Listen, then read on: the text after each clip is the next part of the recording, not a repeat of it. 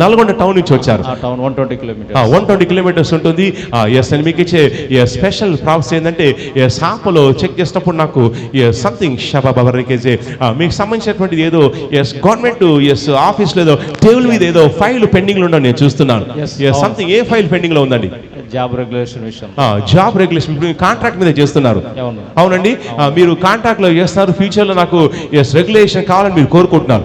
అవును, దాని గురించి కూడా ధర్నాలు కూడా చేస్తున్నారు.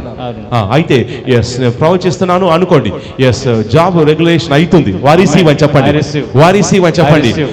అలాగే ఇంట్లో కూడా కొంచెం ఏదైనా ఏదో సంథింగ్ ఏదో చిన్న ప్రాపర్టీ ఏదో కొనాలనుకుంటున్నారు. ఏదో స్థలం కొనాలనుకుంటున్నారా?